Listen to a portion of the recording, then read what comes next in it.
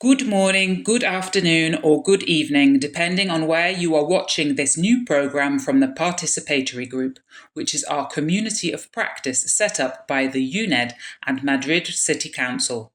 As you know from our website, and thanks to the studies carried out by CMAP Television, we have many interesting programs to share with you on the subject of participation.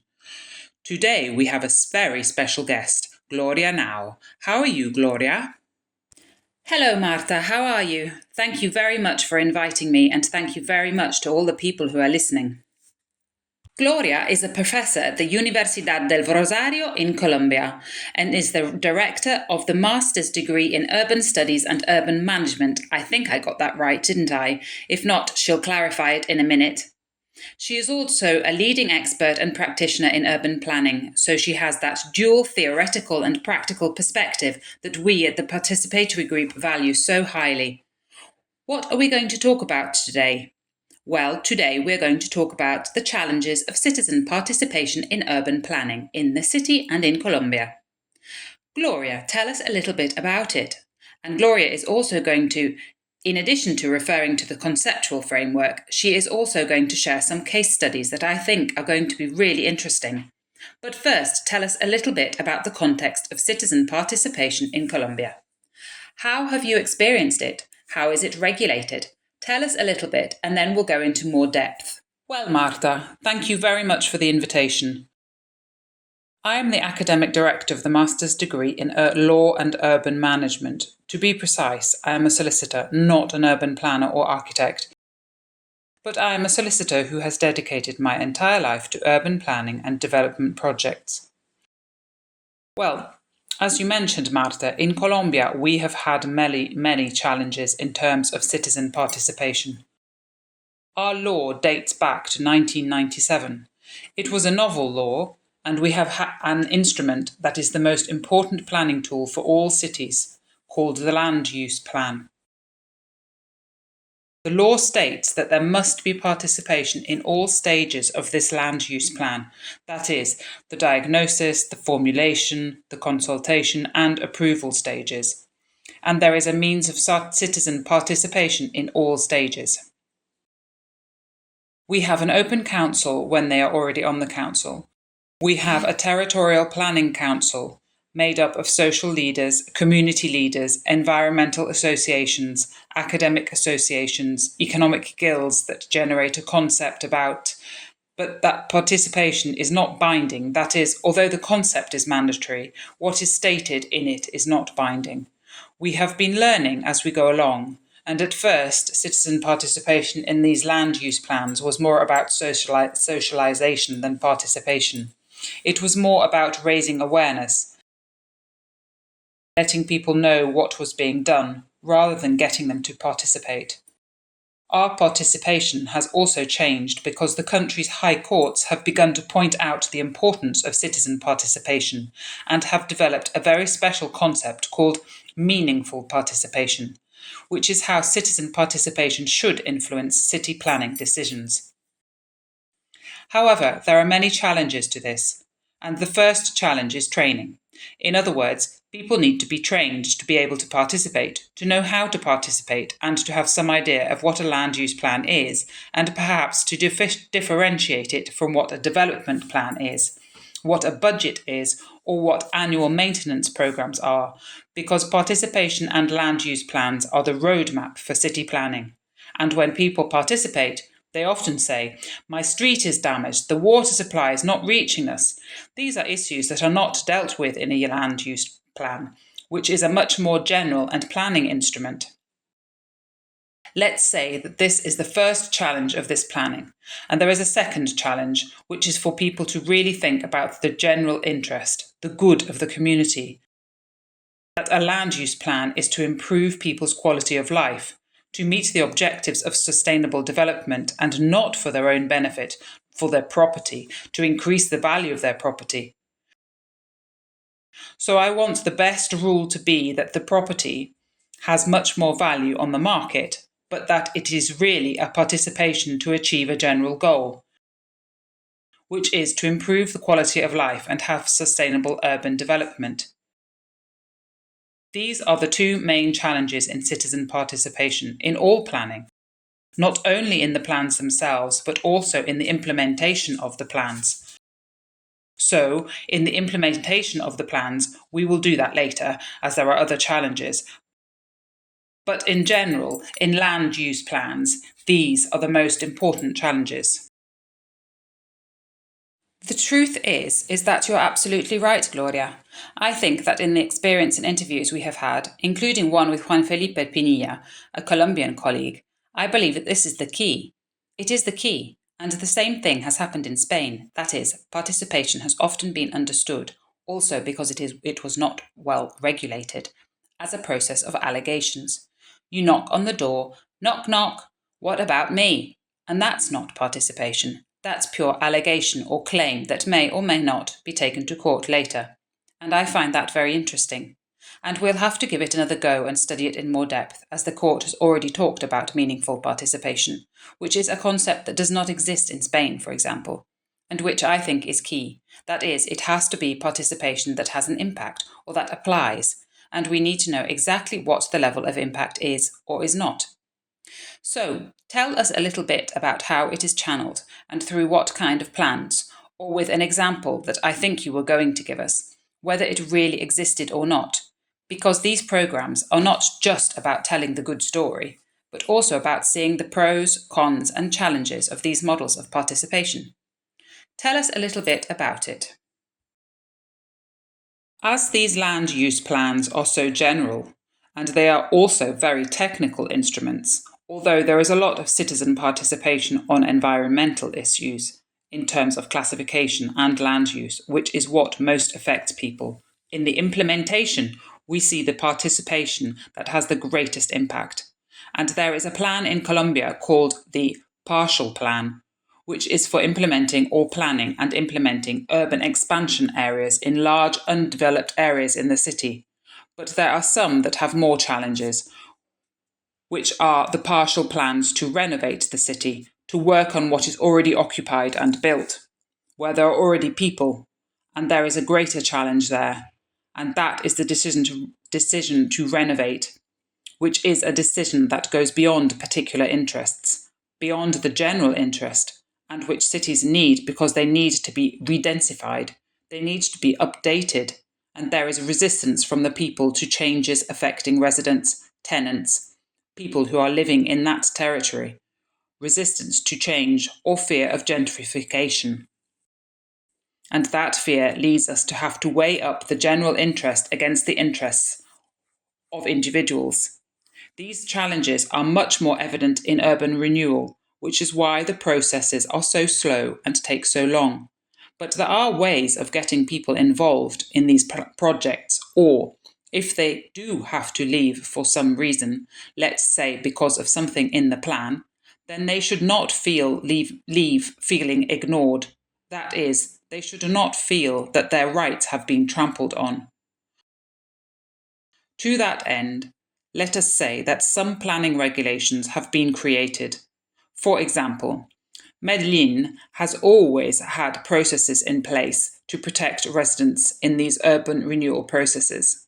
Bogotá recently, in its 2021 zoning plan, issued a decree regulating how residents should be protected. A regulation that serves both the developer, who knows what he is going to face and says, I can do it as long as I comply with this, and for people who also see that they may have to leave, but do not feel that their rights are being violated, or that they can be part of the renovation project and stay in the area. This is especially true for owners.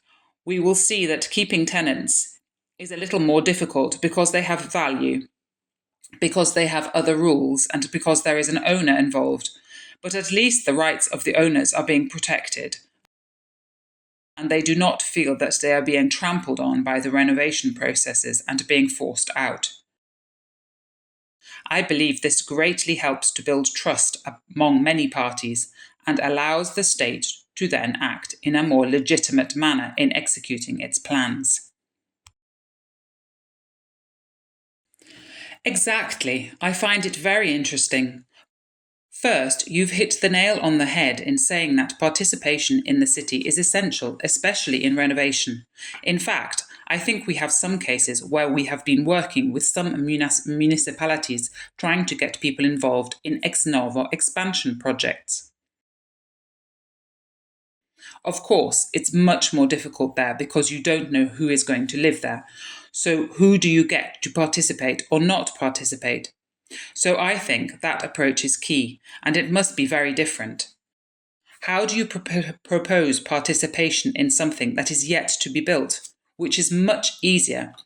Because it's like, come on, let's all dream, let's make some amazing composting processes, and reaching agreements or consensus may be easier than in something that is already completely integrated, assimilated, and where the economic pressure is also much greater.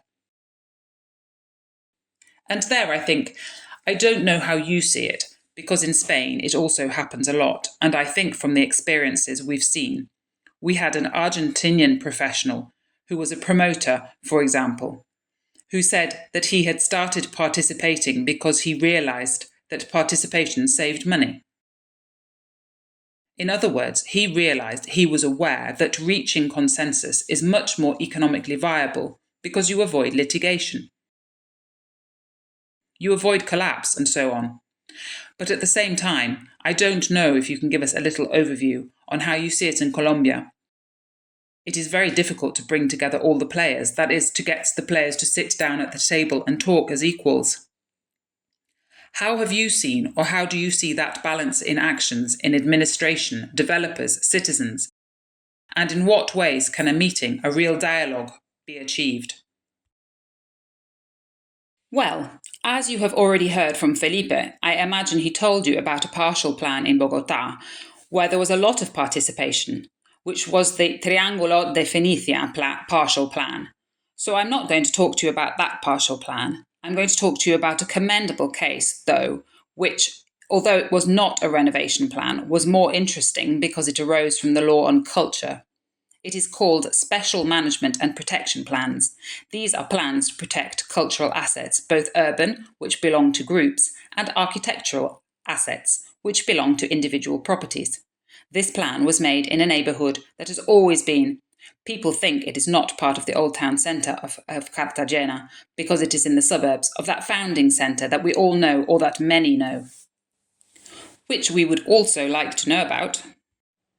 But Getsemani is part of that wealth at that historic centre. It is inconceivable. And they have always had a struggle, first to be declared within the values of that historic centre, but also to be able to stay in the neighbourhood and have it recognised that a part of the neighbourhood's wealth is intangible. Well, this plan was made for two properties, where the Cartagena Club and the cloister of San Francisco, a convent from the 16th century, once stood. So this plan was made there, which was a simple plan to intervene in some properties and build a hotel project. These plans, well, their promoters are a hotel chain and a very prestigious family in Colombia, which has an economic group that also has foundations that manage urban projects, and they held a competition. The competition to draw up the plan was won by a group whose director had been an official in many heritage organisations. They were from Cartagena and had been fighting for 30 years to protect the intangible value of the neighbourhood, which they had gradually gained. They had been fighting for around 30 years. They began to draw up the plan. They made their plan, their intervention was improved, but throughout this process of socialisation, what does the heritage law require of them? To socialise it, more than to incorporate participation, or for that participation to be meaningful, because it is a very technical matter, which is to intervene in a property of cultural interest to maintain its value. But they begin this process and start to socialise it with these people and begin a process of citizen participation, listening to all their problems in terms of the social and economic integration that they have experienced, and in the process of gentrification that has been brought about by the tourism that the historic centre of Cartagena has enjoyed since it was declared a World Heritage Site in 1984. The people who have lived in the neighbourhood for generations have been tenants, not owners, which makes it more difficult for them to remain in the neighbourhood. They have worked and have very traditional skills and trades with great intangible value. This intangible value is already recognised. In fact, the Special Management and Protection Plan for the entire historic centre recognises this heritage value, but it has not yet been approved and has been under discussion for 10 years. This property is beginning to incorporate all of this into its own plan. Some officials, some people who were working on this plan, had the idea, because it was not the developers or the hotel or those who were developing the problem who did it, but they began to work on another project called the Cultural Housing Project, which is a special social housing, because there are heritage areas called La Resistencia.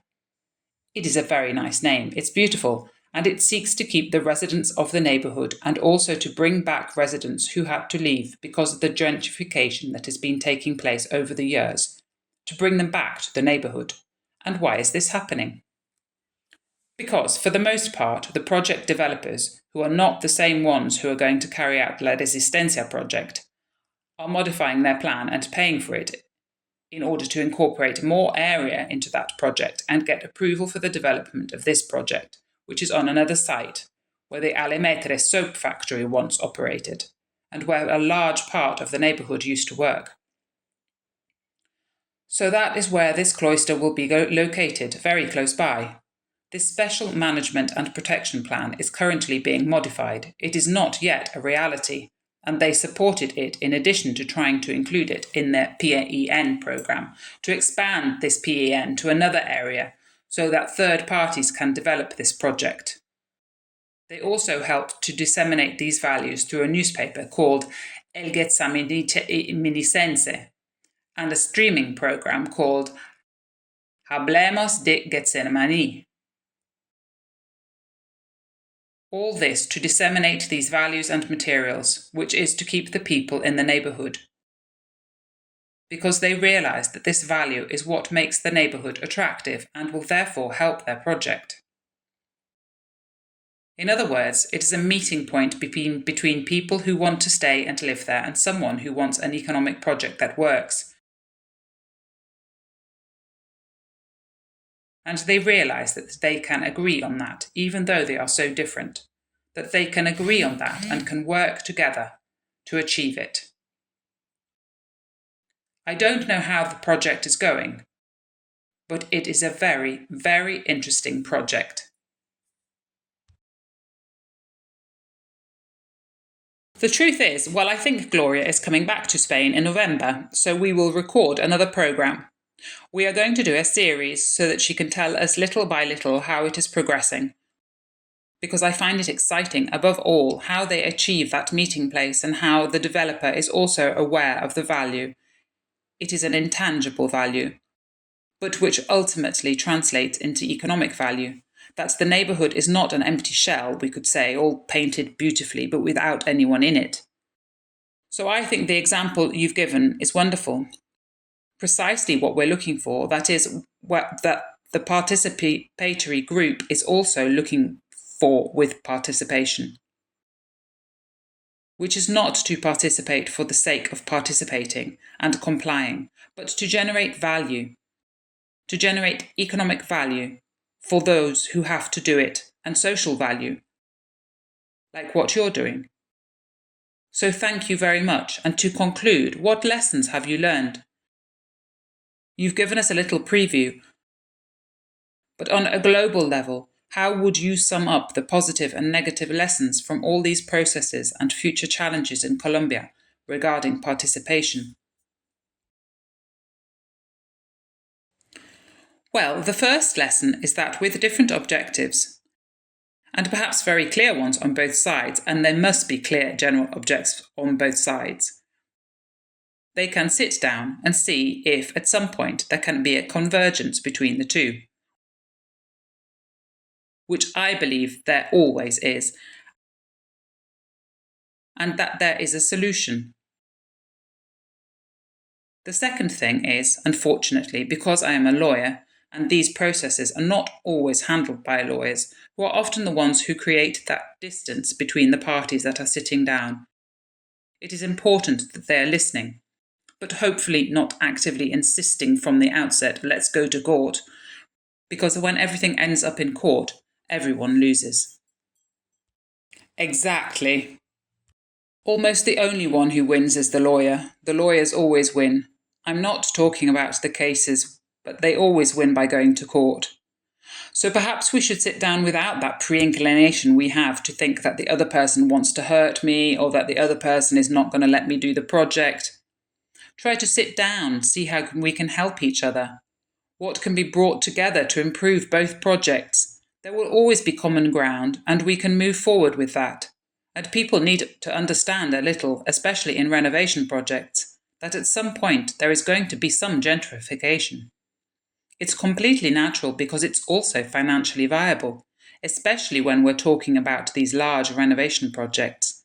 And so, for example, a tenant cannot expect to continue paying the same rent that they have been paying up to now, because if the area is renovated, there are lots of costs involved, and obviously the value is going to be higher.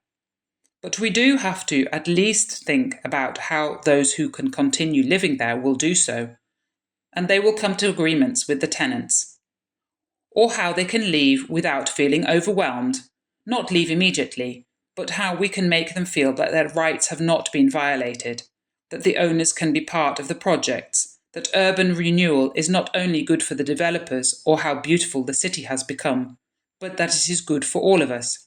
Because urban renewal is also for people to live. It is not done to create a Disney World.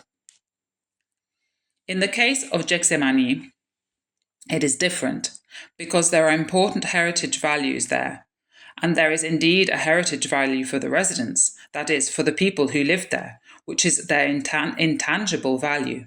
How to convert that intangible value, how to convert a material value, incorporate that intangible value, and that intangible value give value to the material.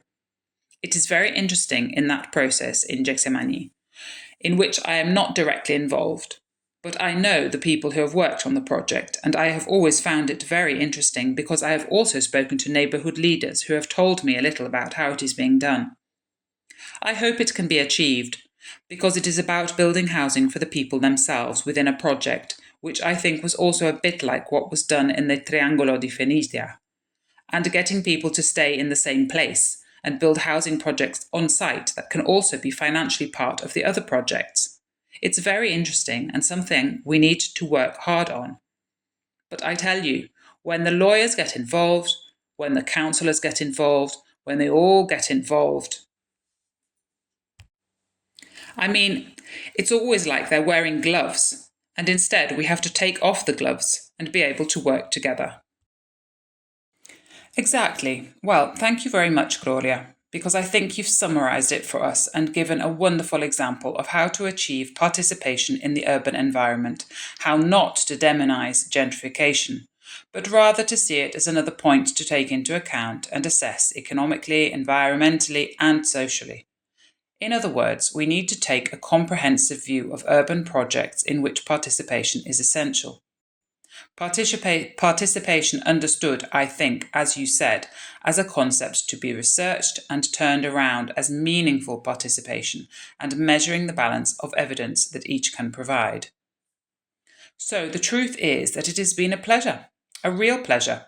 You are invited. As you know, in November, we are going to record another session on participation, on renovation or extension projects and their reality in Colombia, from which we have so much to learn.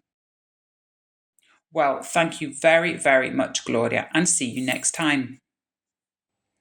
Well, thank you very much, Marta, for the invitation, and thank you very much to all of you for listening to and watching us. Thank you.